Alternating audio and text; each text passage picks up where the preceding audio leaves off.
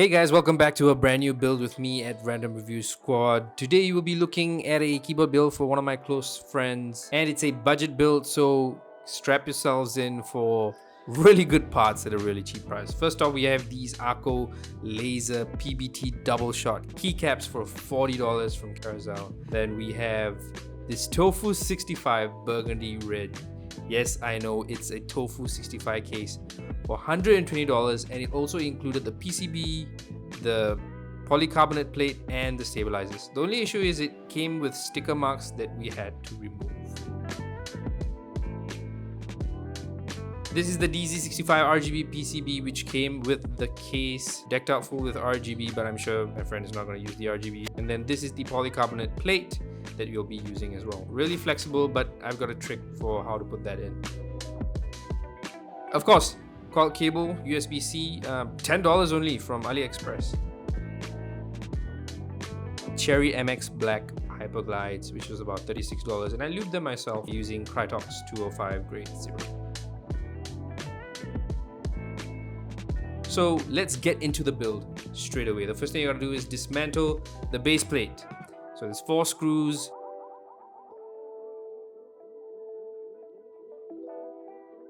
And then I'm gonna heat it up with my heat gun so that the glue is more malleable or more removable. I tried a card, but it didn't work. So I use a much stronger adhesive remover. You could buy it from TOFU in other shops, really easy to get. Immediately got the glue off, really shiny, put it all back into the case itself. It looked brand new. Next, the stabilizers already came attached to the PCB. They're basically general cherry stabilizers, which I just lubed with dielectric grease for the wires themselves. The plastic housings were already lubed with Krytox 205, so I didn't really need to lube those. I was planning to remove all of them and then re-lube everything, but that was if this particular method did not work.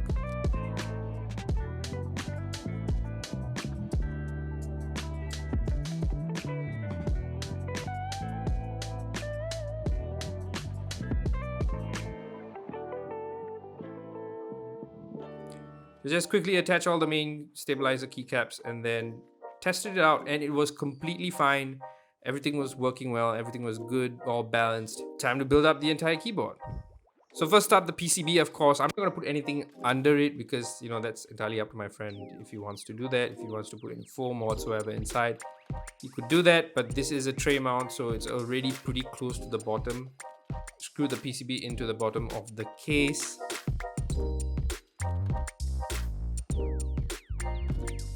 And then I proceeded to put the polycarbonate plate in it. Now it's not like brass plates or aluminum plates, which, you know, you just kind of put it in and then, you know, they stay there while you plug your key switches in. So you kind of have to put some of the key switches in first to give that particular rigidity to the plate so that, you know, it stays straight when you're plugging in the other key switches. So that's what I did. So 4 corners and then some in the middle as well.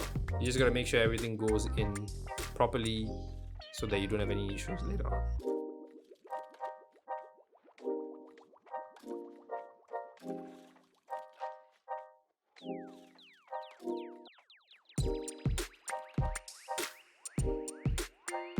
And we can start putting in all the key switches. So Cherry MX glides are really easy to get from Carousel and other places. You can actually get them lubed as well from Carousel.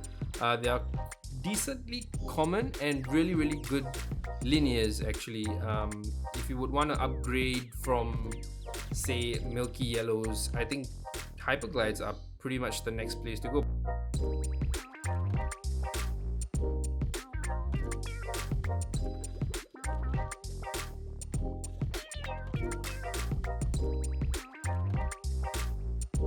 Alright, so after plugging in, everything works fine. So now we just start putting in the keycaps.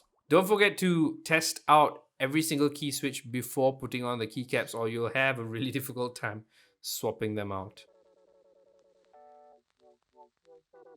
Got these beautiful GMK laser keycaps right here with Doubleshot PBT.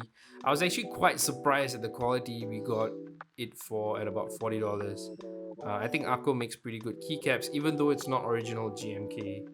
I think if these OEMs come under a company name, they do go through some sort of a quality check, and yeah, they are pretty well made. There are no like, weird text or fonts, weird things happening to the keycaps in any way whatsoever.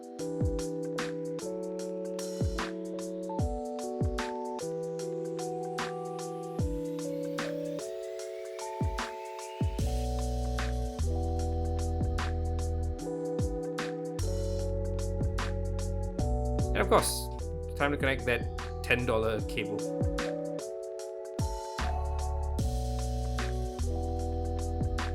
And there you have it, the TOFU65 burgundy red with laser keycaps and Cherry MX Hyperglides.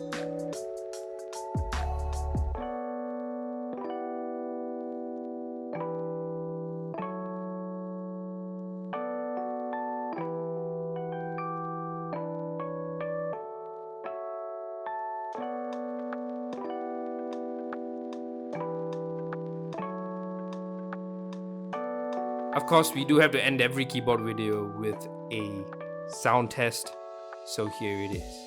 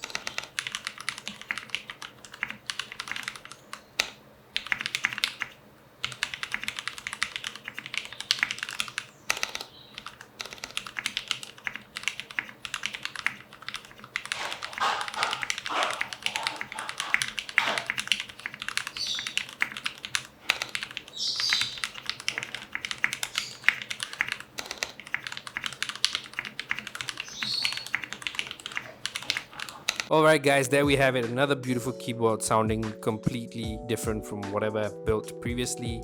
If you guys like this video, make sure to hit that like button and smash that subscribe button. I'll catch y'all in the next one.